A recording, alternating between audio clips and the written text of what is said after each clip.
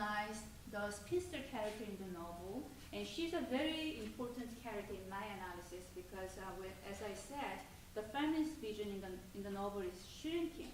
You know, it does not care about the social structure at large, but cares about individual woman's life choices, right?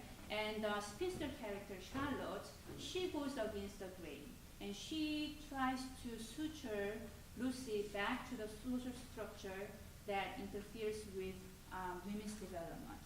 And for that reason, this spinster character is ridiculed. You know, she is the comic character, and people just do nothing but laugh at her. But when you read her against the grain, we realize the importance of her character in light of feminism that focuses on the structure rather than, you know, cracking of the glass ceiling. So we'll stop here. Thank you so much. All right, we have some time for questions. Are there any other panels?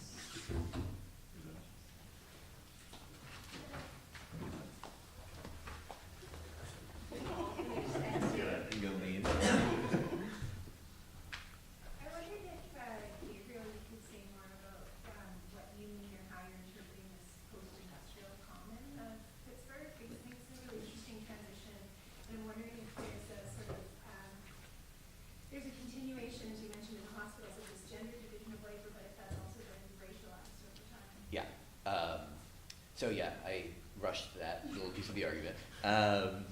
It's certainly racialized. I mean, you know, there's a process of white flight that happens in these towns later than is generally true of sort of working class suburbanization in places like Detroit or Chicago, but it does happen such that by the 80s, most of the mill towns are majority African American.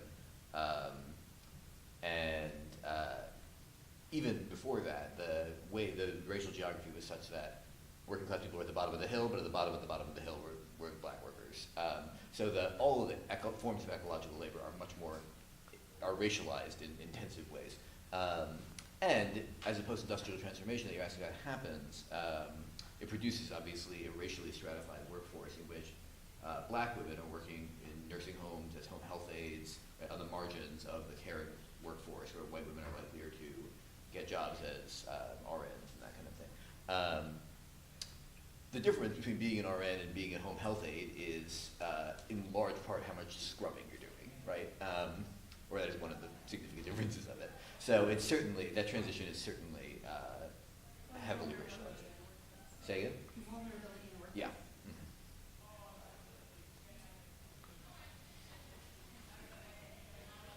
And another question.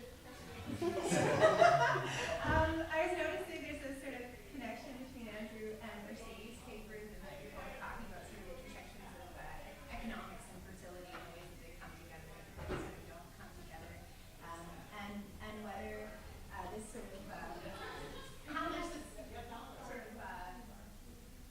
how do I say this? In both cases, it seems like there's this sort of promise of the middle class, but nobody, you know, the whole Barbara Aaron, right? Nobody's securely middle class, but even if you're involved in this coercive discourse of green parenting, you know, nothing is too good for my child, so I'll pretend to be more middle class than I am so I can afford the green diapers, or, you know, this sort of, there's a tension there too, in the sense of when are you economically secure enough to reproduce and at what volume and rate? Yeah.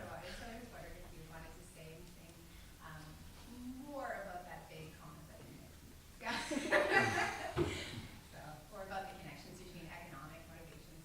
I mean, I can just say that, like, you know, the brands that I was particularly talking about with Goop and The Honest Company, I mean, those are very aspirational brands, you know, and that's part of the reason why you have these celebrities that are helming them, is because they're promising you can have a piece of my lifestyle, you know, and they're overwhelmingly very popular amongst, like, you know, like I said, upper middle class kind of families. An interesting thing I noticed was that I couldn't really find any kind of like mommy brands that were connected to people of color, which might have something to do as well with, you know, the way that Hollywood, like I said, skews, you know, majority white, you know, and Jessica Alba being like the one exception. But yeah, I think that, like, you know, there is like a class aspirational aspect to these businesses for sure. Yeah, there's a lot of there's a lot of literature on the connection between like income and fertility, all which are not great. But that comes into play, I think it's important to note, when you're a worker, right? So if you don't have that relationship to the market where your income, determines your, ability, your status, and if you can afford a home and things like that, right? And this makes sense, right? We all get that, but that's just not the way that demographers like understand that. Everyone in a population is uniformly the same, and they don't take into account those type of relationships where that's important, I think. But also, it is interesting that you see like and what you're kind of talking about, I think, is the then of course by the 1950s there's a steady decline in fertility, and actually now I think it's, I was just looking at some numbers, like half of all pregnancies or half of all live births in the United States are quote unquote unwanted, is the way they kind of categorize things, which I haven't seen the numbers like from an earlier period, but I imagine that's dramatically bigger than what it had been. So that's something, and to me that says something about the inability of the system and our social relationships for people to be actually able to reproduce themselves on a generational basis. That's actually similar to something that we just saw in the 19th century for urban proletarian workers in large. So I think that's an interesting, what you're talking about, that to me is very interesting. Other questions? Sure, yeah. So on this point about babies, I mean, I think this was first the very phrase, the unwanted or unplanned or That's whatever. Not my words. These are like the survey kind of things.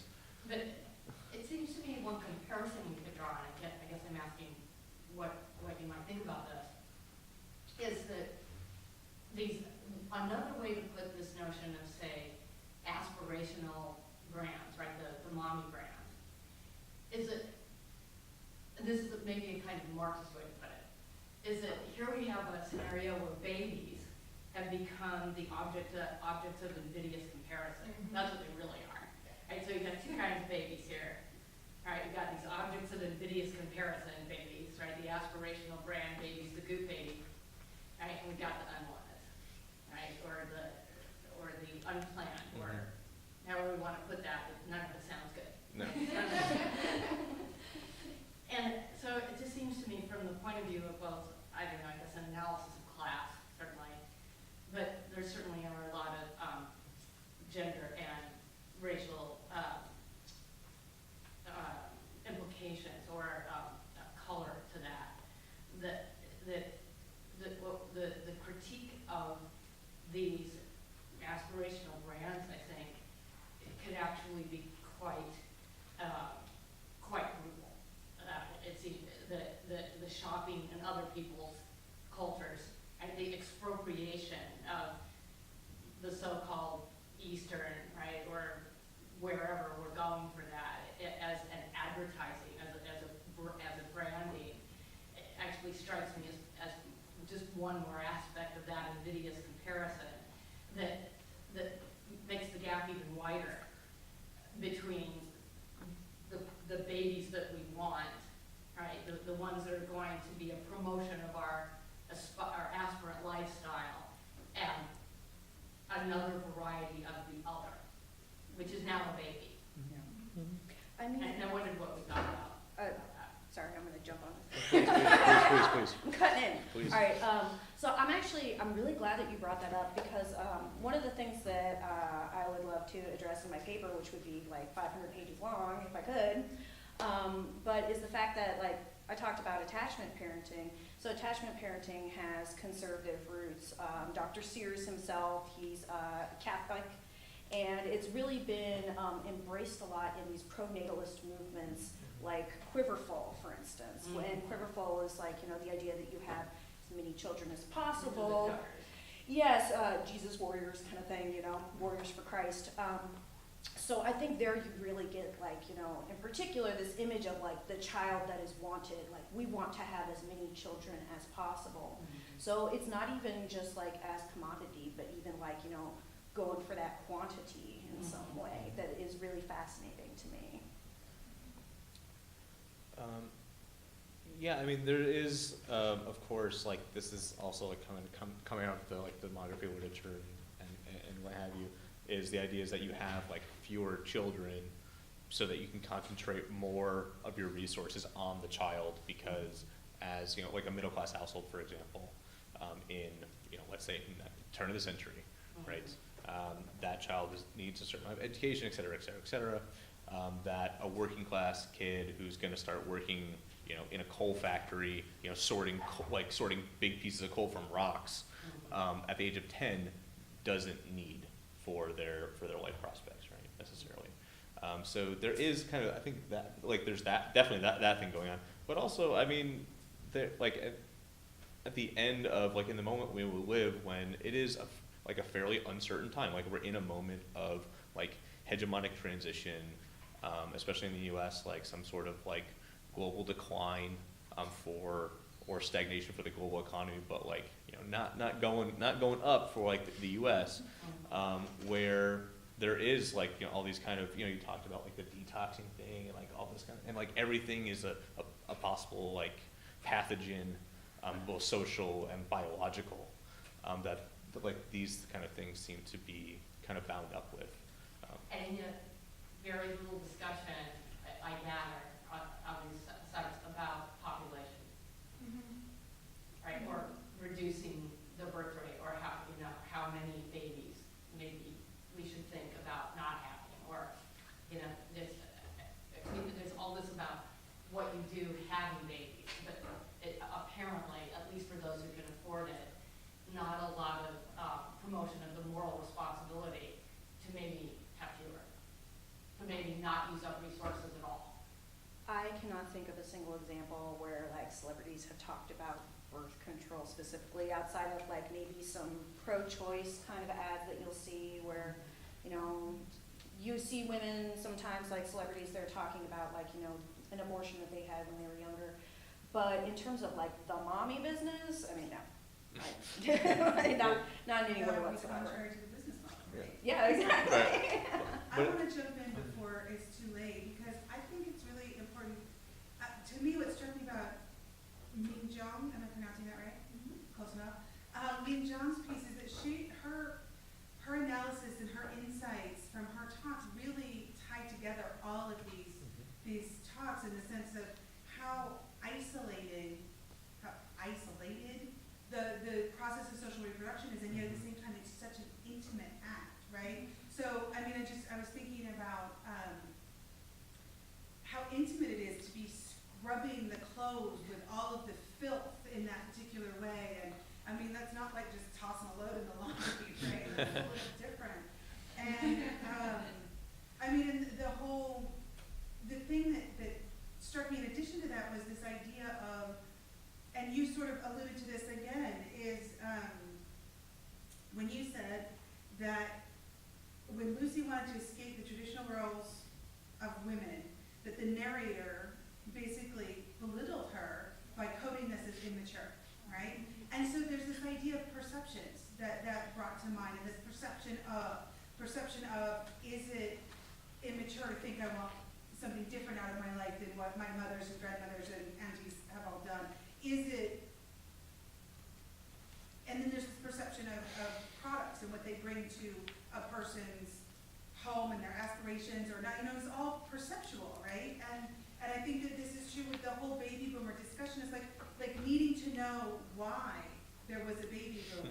It's all about framing the perceptions of these children and now their kids and grandkids, yeah? And I just really, what was I going to say with this?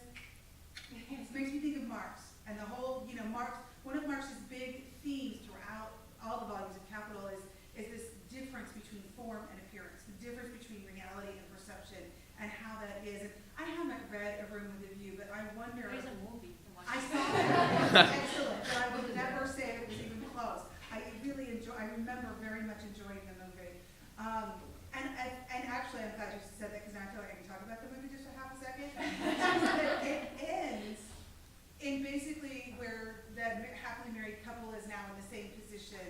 as one of the other boarders in the housing place where they were in Italy, right? And so kind of at the start of their new life, and I wonder, are there perception, or is there a reality in which her desires to have a role other than the roles that she saw her mother and her grandmother sort of played out in that, in the sense that she did choose love rather than the other guy? You know, I don't know exactly, because I so many years ago I saw it, but I really enjoyed all of your talks, by the way. They were just fabulous. I'm so glad I came to this session. And just, those are my thoughts, and I wanted to share them, and if you have comments on them, please, I'd love to know what you think. Maybe just one thing about Yeah. what you said about the narrative perception of Lucy's immaturity. So one of the things that I want to emphasize is that the narrator is not just discouraging Lucy. He wishes her well in his own way. So in this given situation, what can you do? You're just one person. So the best thing that you can do in this situation is to find a good husband, right? So in that sense, you know, Lucy finds a good husband. That is celebrated as a feminist quote-unquote achievement. But we can, you know, ask a question about, you know, what kind of feminism is that? So it is maybe a feminism that works for Lucy, and that's the context in where I try to make a connection to the, you know, today's neoliberal feminism, the market-friendly feminism that focuses on, you know, the cracking of the glass ceiling. You know, some talented women, you know, professional managerial women who try to climb up to the very top of the corporate ladder. Good for them, right? But then that kind of feminism, I would say, does nothing for me, right? So the scope of feminism, what kind of feminism are we looking for? So I thought that reading Foster's novel in today's context was very interesting. That kind of feminism that focuses on, you know, some successful women. So in the novel, there is a clear demarcation between here is a group of women that I advocate, and here is a group of women that I don't. So like the spinster character, you know, she's just, you know, ridiculed. She's worthless, right? So, you know, do we want that kind of feminism today? So that's one of my questions.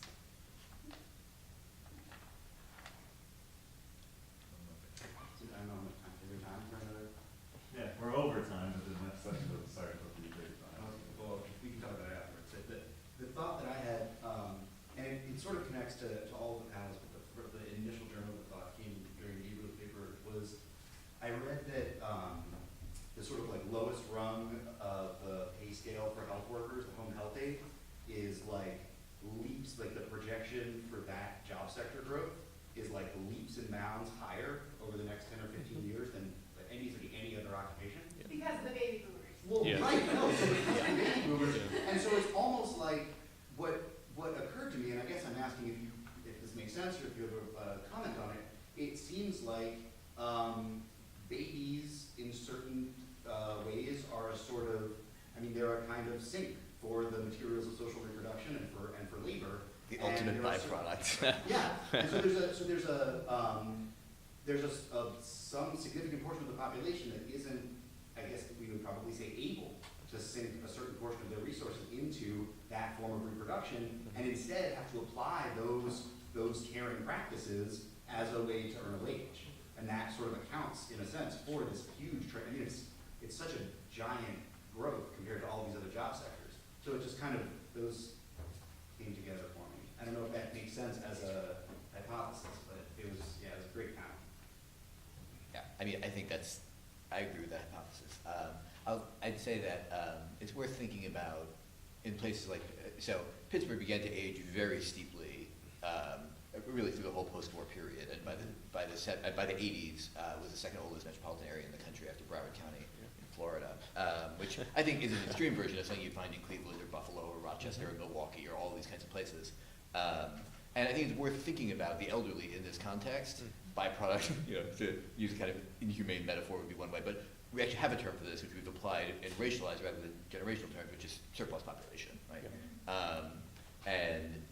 The way that economic restructuring generates surplus population, that is something that's going on here and is sort of by accident creating a new workforce to manage that surplus. Mm-hmm.